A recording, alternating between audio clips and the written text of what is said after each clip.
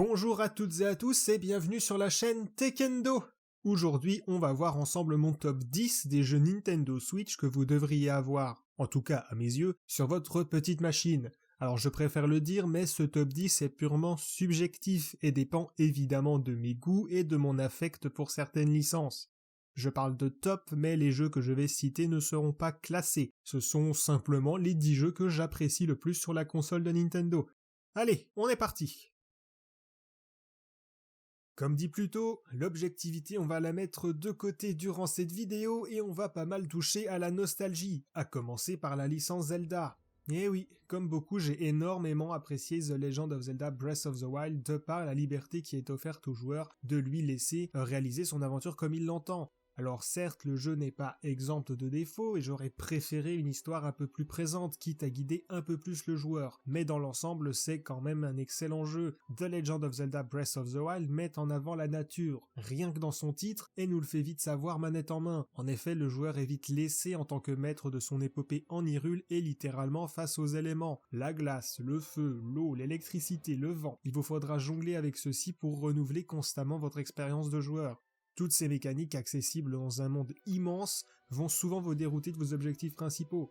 Et oui, j'en ai passé du temps à me promener à dos de cheval ou à glisser sur mon bouclier plutôt que d'aller saluer Impa ou Ganon. Je n'avais pas retouché à un jeu de la licence Zelda depuis l'opus Twilight Princess sur Wii. Autant vous dire que cela remonte à 2006, oui je crois bien. C'est déjà loin, n'ayant pas trouvé d'intérêt aux opus sortis sur DS et n'ayant pas eu d'envie à me procurer une 3DS ou une Wii U, je suis passé à côté de pas mal de titres, et ça a été un grand bonheur de revenir dans cet univers, d'autant plus qu'il a été mon tout premier jeu de la Nintendo Switch puisque j'ai d'abord acheté la console pour lui uniquement. Le trailer montré en janvier 2017 lors de la présentation de la console m'avait complètement retourné. Bref, The Legend of Zelda Breath of the Wild est certes un indispensable pour beaucoup, mais il vous offrira une durée de jeu énorme et vous donnera un sentiment de liberté que l'on ne retrouve que très rarement dans les jeux du genre. Pour tout vous dire, nous sommes en 2021 et encore aujourd'hui de nouvelles choses sont découvertes sur le jeu et sont parfois très spectaculaires. Est-ce que peut-être vous avez déjà essayé de vaincre un gardien du château d'Hyrule avec une unique flèche tirée depuis la zone de départ? Non, je pense pas. Sachez que c'est bien possible et très impressionnant à voir. Tu ne te souviens pas de moi, on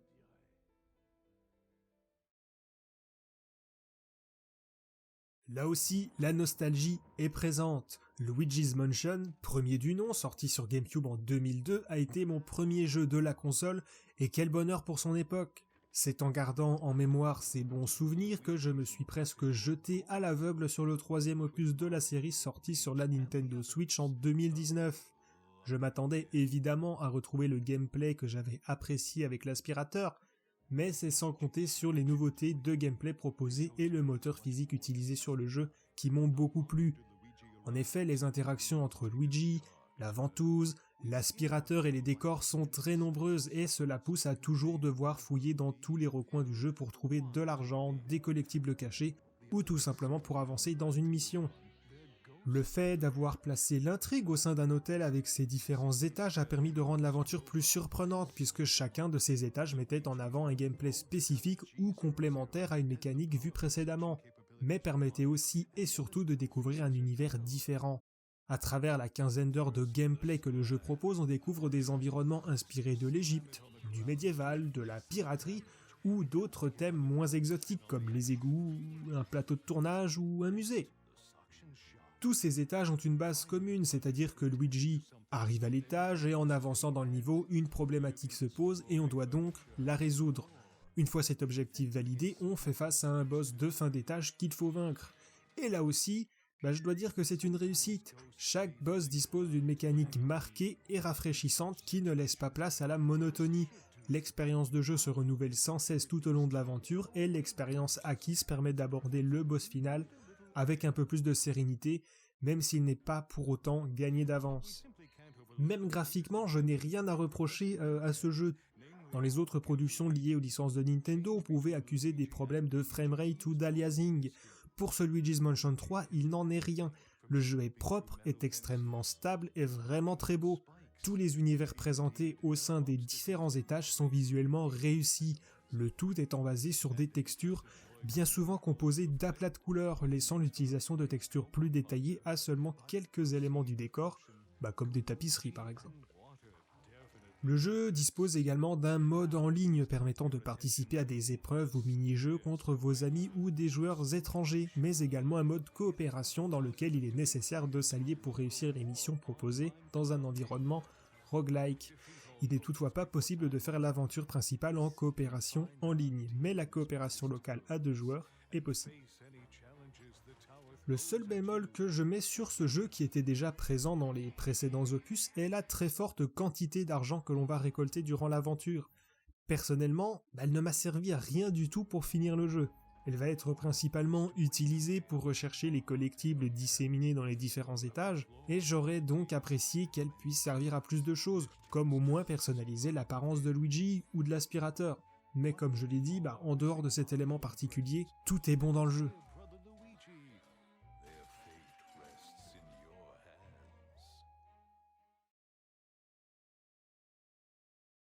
Alors ici je triche un peu puisque je vous parle de 2 jeux en même temps, l'un étant la suite de l'autre. Les aventures de Ori sont développées par Moon Studio qui, si vous ne le savez pas, est un studio appartenant à Microsoft, et donc par extension à Xbox. Ori fait partie des quelques jeux d'exception de Microsoft qui se trouvent sur la console de Nintendo, et c'est une très bonne chose car ils y ont pleinement leur place. Les jeux Ori sont des jeux de plateforme qui se mêlent à de l'action. On en retrouve une quantité astronomique au sein des studios indépendants, alors on peut se demander pourquoi ces 2 jeux spécifiquement sont tant appréciés. Eh bien, je pense que les images que vous voyez parlent d'elles-mêmes. Même s'il s'agit d'un studio indépendant qui travaille sur la licence Ori, il a su tout mettre en place pour proposer des jeux avec un gameplay intéressant, sans pour autant être révolutionnaire, et avec une direction artistique qui lui est propre. Au-delà de l'histoire racontée et des thèmes abordés, que je ne vous spoilerai pas, l'univers fantastique, poétique et enchanteur développé au sein des jeux est vraiment incroyable.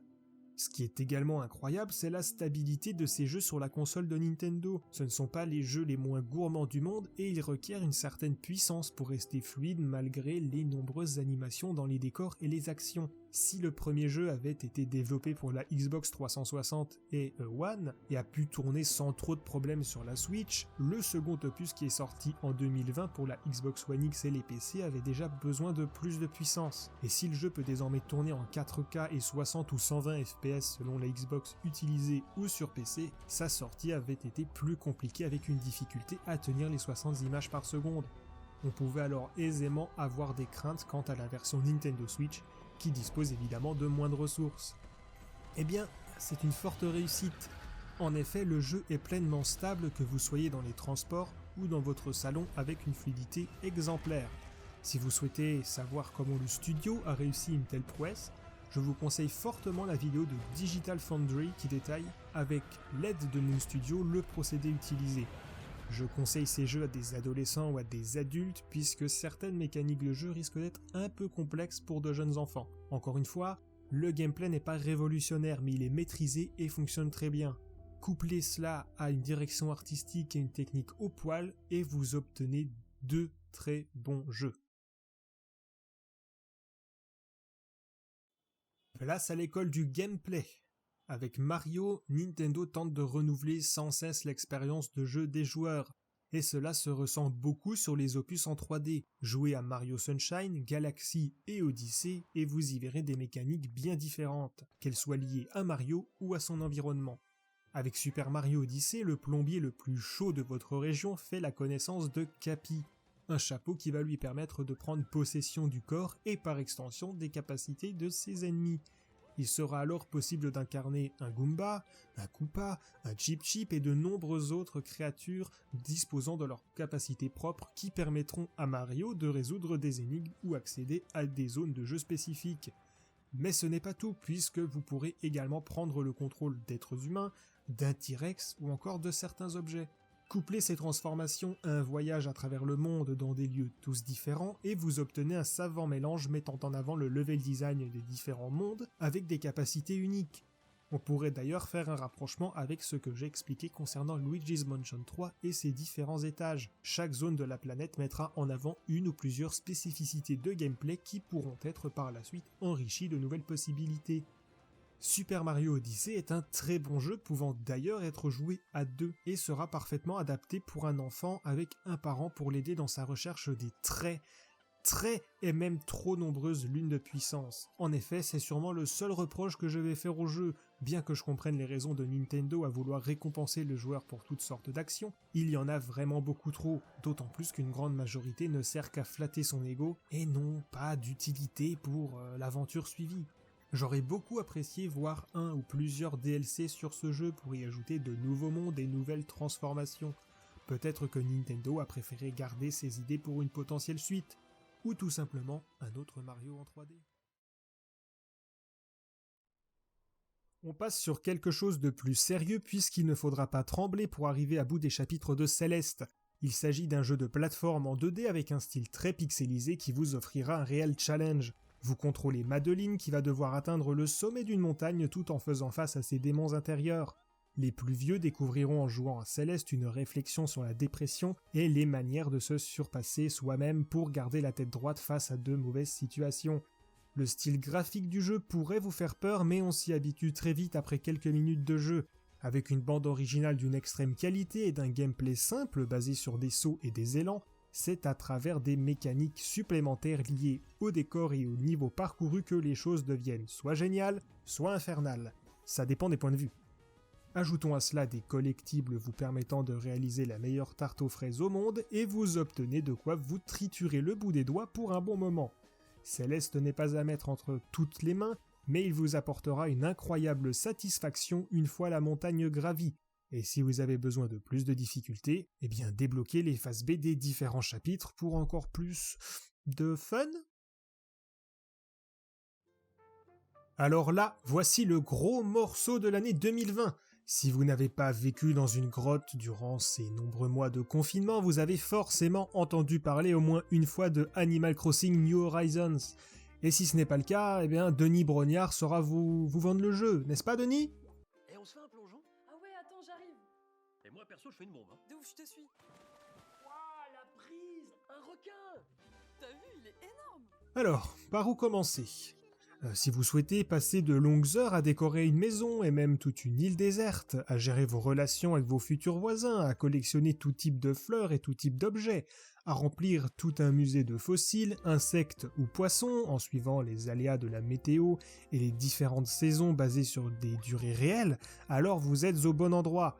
Animal Crossing est littéralement la licence de Nintendo où vous pourrez perdre tout votre temps, mais pour la bonne cause. Le jeu est maintenu à jour tous les 2 à 3 mois via des événements saisonniers et de la mise à disposition de nouveaux objets de décoration, vous faisant continuellement remettre en question vos réalisations dont vous êtes pourtant très fiers. Avec une durée de vie théoriquement infinie dépendant uniquement de vous, de vos envies, objectifs et manières de consommer le jeu, Animal Crossing New Horizons est un vaste bac à sable qui laisse place à votre créativité.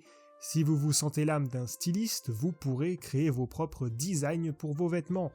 Ce jeu ravira petits et grands enfants, voire même les plus âgés de votre famille et sera une bonne porte d'entrée dans le monde du jeu vidéo, sans violence et avec beaucoup trop de mignonnerie.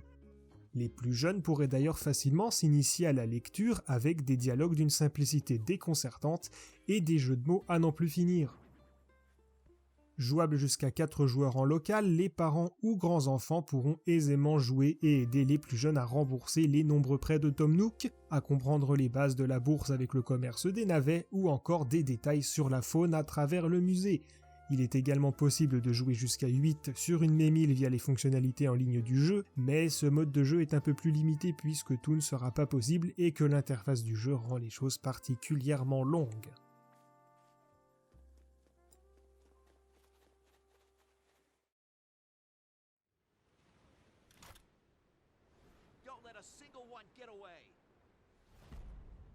Un autre gros morceau signé Nintendo. La série Super Smash Bros est évidemment de la partie sur la Nintendo Switch avec un épisode qui repousse toutes les limites. En effet, on y retrouve plus de 80 personnages avec des gameplays marqués issus de licences bien connues du jeu vidéo.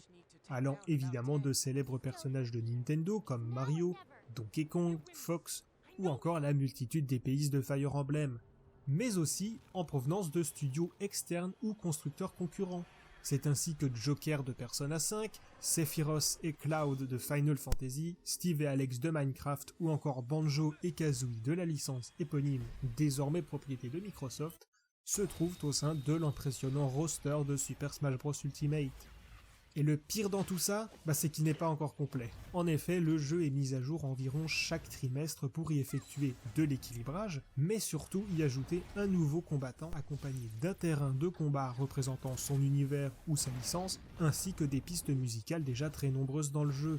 Concernant les terrains de combat, c'est un peu comme les personnages. Il y en avait déjà plus de 100 à la sortie du jeu en 2018 et nous avons récemment dépassé les 110. D'autant plus que vous pouvez tous les retrouver en 3 versions différentes. Alors je vous laisse faire le calcul. Mais ce n'est évidemment pas tout puisque le jeu fourmille de modes de jeu pour tous les goûts, qu'il s'agisse de simples combats à 2 jusqu'à 8 joueurs, de tournois, d'entraînement, de défis propres à chaque personnage ou tout simplement d'un mode histoire qui vous demandera de longues heures pour en venir à bout. Il est certain que vous en aurez largement assez pour votre argent. Et encore, je n'ai pas cité l'intégralité du contenu du jeu.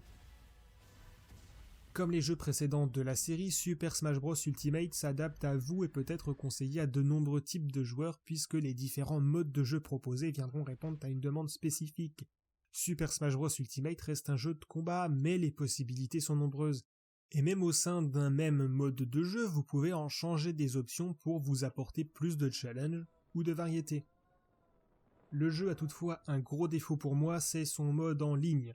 Même si des améliorations ont été réalisées ces derniers mois et que d'autres sont a priori en cours, la stabilité des affrontements est continuellement remise en cause, causant beaucoup de frustration. Si vous comptez vous frotter aux joueurs du monde entier, prévoyez une connexion filaire via un adaptateur et priez pour que votre adversaire ait fait de même.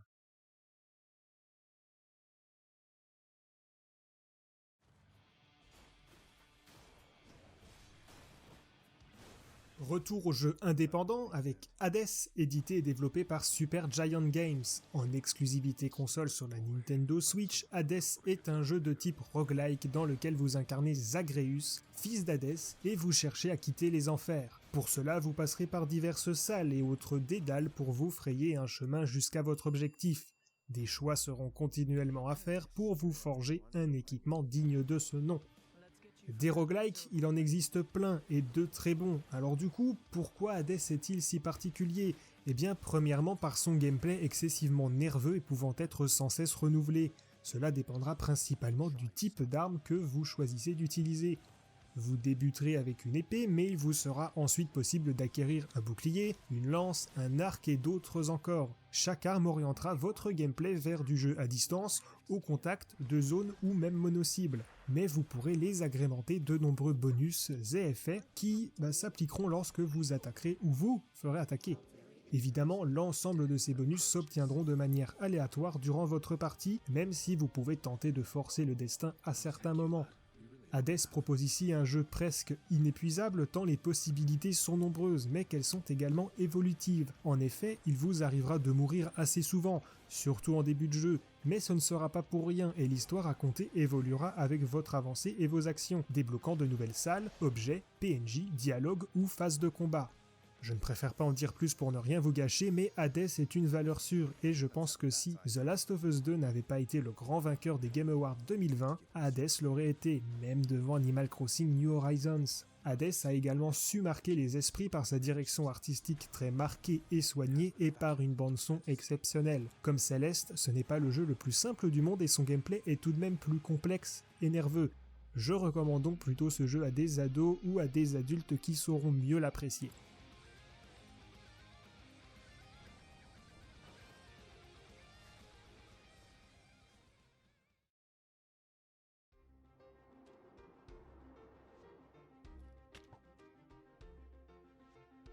Bon, pour celui-là je pense que je ne vais pas avoir besoin d'en dire beaucoup. Minecraft est sûrement un incontournable quelle que soit la plateforme sur laquelle il se trouve tellement il peut s'adapter à de très nombreux joueurs pour des raisons très différentes.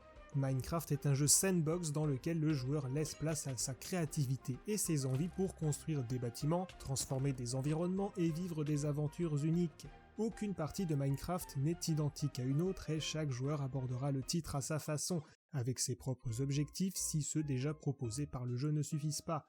Récolter, casser, construire, confectionner, combattre, explorer sont les grands mots qui définissent Minecraft, et il peut être très intéressant de mettre ce titre entre les mains de jeunes gens pour qu'ils puissent développer leur créativité ou apprendre les rudiments de la logique mathématique grâce à la redstone.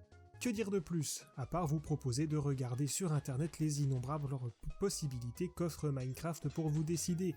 Et si vous préférez jouer à Minecraft avec un peu plus d'aisance, la version PC du jeu sera peut-être plus adaptée pour vous, d'autant plus qu'elle permet d'installer plus facilement des cartes réalisées par la communauté, mais aussi et surtout des contenus additionnels gratuits pour ajouter plus de profondeur au jeu, et aussi plus de complexité, comme une gestion de la température, de la météo, des ajouts d'environnements supplémentaires, de nouveaux ennemis ou fonctionnalités.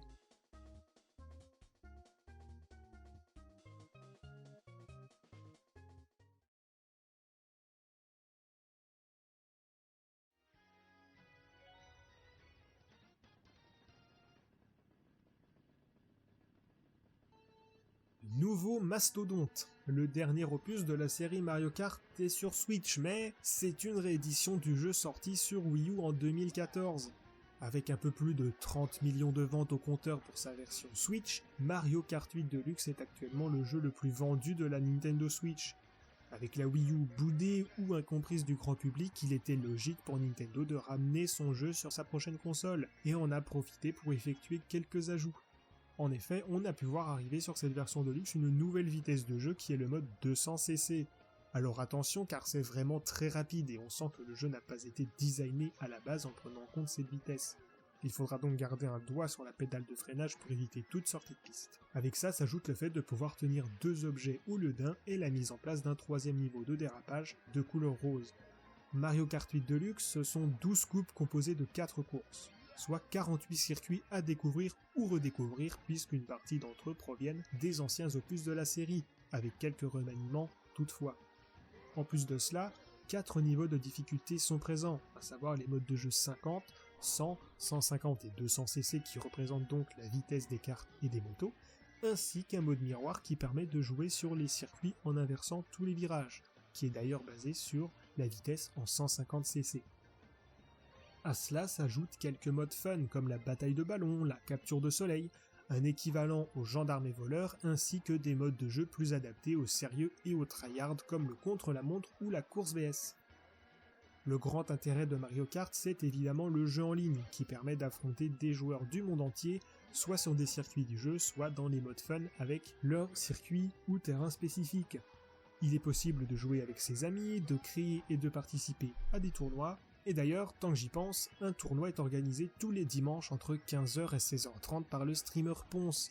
Il a réuni plus de 4300 joueurs la semaine dernière, n'hésitez donc pas à tenter votre chance. Le mode en ligne de Mario Kart est déjà plus sérieux que celui de Super Smash Bros, ce qui est un très bon point, mais il arrive que des déconnexions intempestives fassent leur apparition de temps à autre.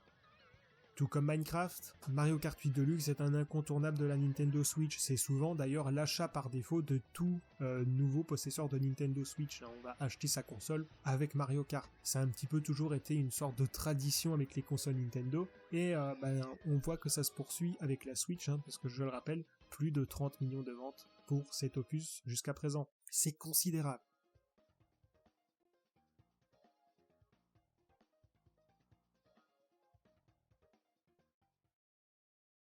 Alors je pourrais citer de nombreux autres jeux, comme Mario 3D All-Star, Astral Chain, The Witcher 3, Xenoblade Chronicles 1 et 2, Cuphead, Gris ou Limbo, mais je souhaitais restreindre ma sélection. Peut-être feront-ils l'objet de futures vidéos. Nous avons fait le tour de ma sélection, n'hésitez pas à me dire ce que vous pensez de ces titres dans les commentaires et faites-moi part des jeux que vous aimez sur la Nintendo Switch. Encore une fois, les jeux présentés aujourd'hui sont principalement liés à mon affect pour certaines licences ou tout simplement à l'expérience que j'ai passée et développée tout simplement sur ces titres. Hades et Céleste en sont les bons exemples, des jeux indépendants très bien ficelés, même s'ils sont peut-être pas techniquement les plus poussés du monde. Ils ont un gameplay pleinement maîtrisé, une direction artistique assumée et une bande son originale, enfin une BO très très intéressante et exceptionnelle. Donc voilà, n'hésitez pas à me faire part donc de vos avis en commentaire et à me lister vos jeux préférés de la Nintendo Switch.